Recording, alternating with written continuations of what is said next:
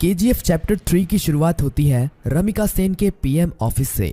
रमिका सेन को एक ऑफिसर बता रहा होता है कि पिछले 3 सालों से रॉकी ने विदेशों तक अपना बिजनेस फैला दिया था और इंडोनेशिया और अमेरिका में भी उसने कई इलीगल काम किए थे। इसीलिए इंडोनेशिया और अमेरिका की सिक्योरिटी फोर्स भी रॉकी को पकड़ना चाहती थी, पर अब रॉकी मर चुका है। पर इंडोनेशिया और अमेरिका में रॉकी के इलीगल काम अभी भी चल रहे हैं। रमिका सेन कहती है तो इंडोनेशिया और अमेरिका की गवर्नमेंट को उसके खिलाफ एक्शन लेना चाहिए।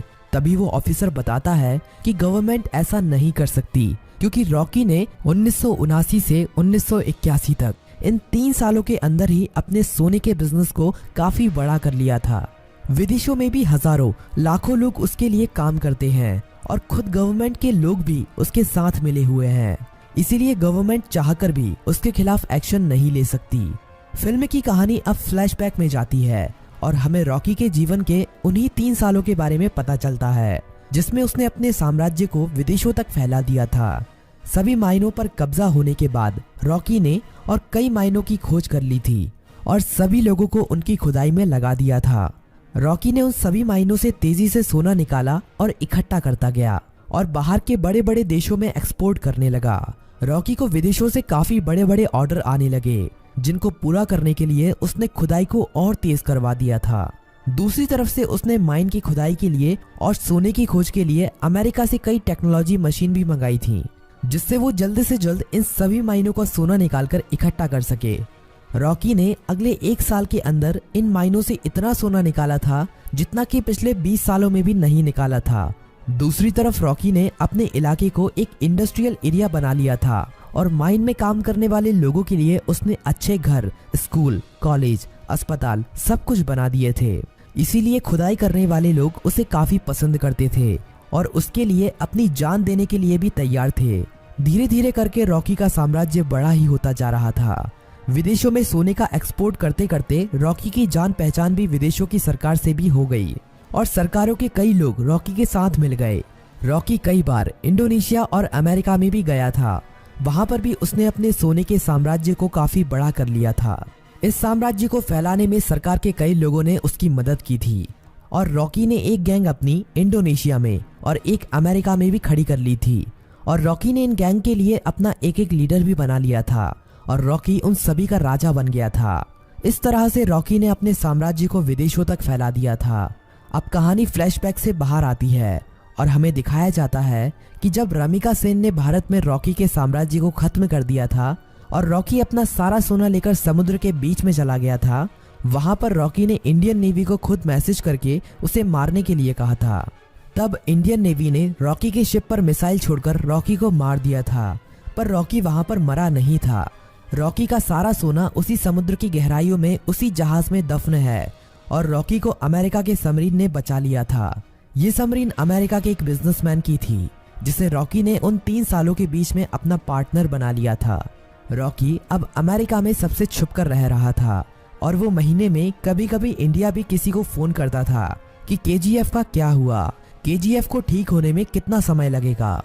अब कहानी इंडिया में शिफ्ट होती है और हमें दिखाया जाता है कि सलार केजीएफ के तबाह होने के बाद केजीएफ को दोबारा से खड़ा कर रहा है और जो लोग बच गए थे उन सभी लोगों के साथ मिलकर रॉकी के साम्राज्य को दोबारा से खड़े करने में लगा हुआ है। सलार ये सभी रमिका सेन से छुपाकर कर रहा है, पर बहुत जल्द रमिका सेन को भी इसके बारे में पता चलने वाला है। धीरे धीरे करके सलार रॉकी के साम्राज्य को दोबारा से खड़ा कर देता है और दोबारा से माइनों में खुदाई शुरू हो जाती है। अब सलार रॉकी को फोन करता है और कहता है, मालिक, हमने आपका साम्राज्य दोबारा से खड़ा कर दिया है। जिस तरह आपने कहा था, अब आपके लौटने का समय आ चुका है। रॉकी कहता है, सलार, तुम्हारे लिए मेरे पास एक काम और है। तुम्हें उस सोने को समुद्र से निकालना है जो हमने इतने सालों से वहां पर छुपा के रखा है। वो हमारी माइनों से ही निकला हुआ सोना है। इसे हमें किसी भी कीमत पर समुद्र से निकालना है। इस सोने की मदद से ही मैं दोबारा से भारत में अपने साम्राज्य को खड़ा करूंगा। सलार सोने को समुद्र से निकालने के काम में लग जाता है और इंडिया में अब एंट्री होती है रॉकी की। सलार अपने लोगों को कहता है कि मालिक कई सालों के बाद यहाँ पर पधार रहे हैं, उनके स्वागत में कोई भी कमी नहीं रहनी चाहिए। किसी को नहीं पता था कि ये मालिक कौन है, रॉकी अकेला ही अमेरिका से आ रहा होता है। केजीएफ में रॉकी का स्वागत धूमधाम से किया जाता है। सभी लोग रॉकी को देखकर हैरान थे क्योंकि उन्हें लग रहा था कि रॉकी मर चुका है, लेकिन रॉकी तो अभी जिंदा है। रॉकी अपनी माइनों का काम देखने के बाद सीधा मिलना चाहता था रामिका सेन से। सलार कहता है कि हम भी उसके साथ चलेंगे, पर रॉकी कहता है कि नहीं, मैं अकेला ही मिलने जाऊंगा। रॉकी अकेला ही अपनी रोल्स रॉयल कार में जा रहा होता है। तभी नाके पर पुलिस उसे पकड़ लेती है। पुलिस वाले जानते नहीं हैं कि वो रॉकी है। वो रॉकी के पास लाइसेंस ना होने की वजह से और ओवर स्पीडिंग होने की वजह से थाने ले जाती है। वहां पर रॉकी कुछ नहीं बोलता, बस अपने आदमियों को फोन कर देता है। थाने में बड़ा ऑफिसर आता है और रॉकी से चिल्लाकर बात करने लगता है। तभी पूरा पुलिस स्टेशन हिलने लगता है और कई हेलीकॉप्टर और बंदूक लेकर रॉकी के आदमी यहाँ पहुंच जाते हैं। उन आदमियों से एक आदमी रॉकी का लाइसेंस लेकर थाने के अंदर आता है और पुलिस को लाइसेंस दिखाता है। पुलिस वाला लाइसेंस पर रॉकी का नाम पढ़कर हैरान रह जाता है और रॉकी को वहां से जाने देता है। रॉकी अब सीधा रमिका सेन से मिलने के लिए जाता है। रॉकी के पहुंचने से पहले वो पुलिस वाला रमिका सेन तक ये खबर पहुंचा देता है कि रॉकी अभी भी जिंदा है। रमिका सेन ये खबर सुनकर हैरान हो जाती है कि अभी तक रॉकी कैसे जिंदा है। रमिका सेन को ये खबर भी मिल जाती है कि रॉकी के यहाँ आने से पहले किसी ने केजीएफ को दोबारा से खड़ा कर दिया है और केजीएफ से अभी भी खुदाई करके सोना निकाला जा रहा है। अब पीएम ऑफिस में एंट्री होती है रॉकी की। सभी लोग रॉकी को देखकर हैरान थे। रॉकी सीधा मिलने जाता है रमिका सेन से। रॉकी रमिका सेन से कहता है कि मैंने कहा था ना, युद्ध हुआ तो जीतूंगा मैं, और जीत मेरी ही हुई है।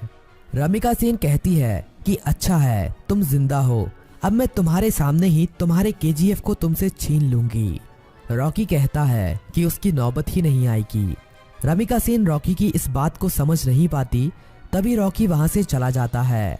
अगले कुछ ही दिनों में रॉकी रमिका सेन की सरकार गिरा देता है और सरकार में अपनी पार्टी को जिताकर अपने आदमी को प्रधानमंत्री बना देता है।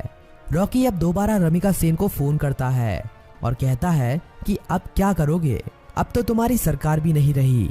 रमिका सेन कहती है कि अब मेरी जिंदगी का एक ही मकसद है, तुम्हारी मौत। रमिका सेन रॉकी के सभी दुश्मनों को इकट्ठा करती है। रमिका सेन इनायत खली से भी हाथ मिला लेती है और जितने भी रॉकी के देश विदेश में दुश्मन थे सभी को इकट्ठा करके रॉकी को मारने का प्लान बनाती है। रॉकी को मार पाना आसान नहीं था। रॉकी जितना अकेला खतरनाक था उससे ज्यादा खतरनाक उसके गैंग के लोग थे। रमिका सेन को इंडोनेशिया और अमेरिका की गवर्नमेंट से भी सपोर्ट मिलता है, लेकिन रॉकी जानता था कि रमिका सेन उसके केजीएफ को तबाह करने में अपना पूरा जी जान लगा देगी।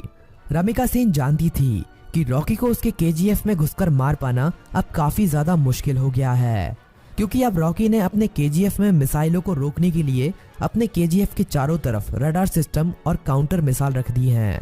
अब अगर कोई भी उसके केजीएफ के अंदर घुसने की कोशिश करेगा तो वो मारा जाएगा। रमिका सेन जानती थी कि रॉकी को मारने के लिए उसको केजीएफ से बाहर निकालना पड़ेगा और अकेले रॉकी के मरते ही उसका सारा साम्राज्य खत्म हो जाएगा।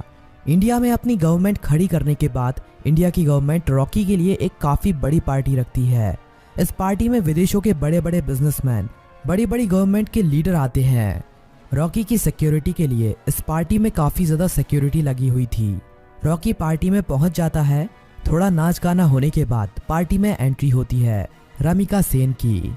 रॉकी से थोड़ी बातचीत करने के बाद रमिका सेन कहती है कि अब समय आ गया है कि तुम्हारे साम्राज्य को यहीं पर खत्म कर दिया जाए।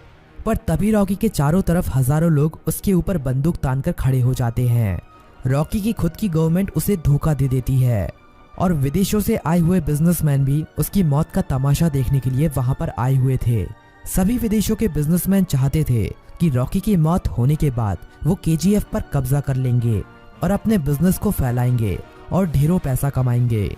ये सब देखकर रॉकी खुद हैरान रह जाता है, पर रॉकी जानता था कि एक दिन उसकी मौत जरूर होगी, इसीलिए वो अपने आखिरी पल में भी निडर रहता है।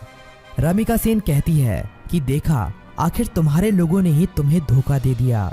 इतना कहते ही सभी लोग रॉकी को गोलियों से भून देते हैं और रॉकी की मौत वहीं पर हो जाती है और फिल्म यहीं पर खत्म हो जाती है।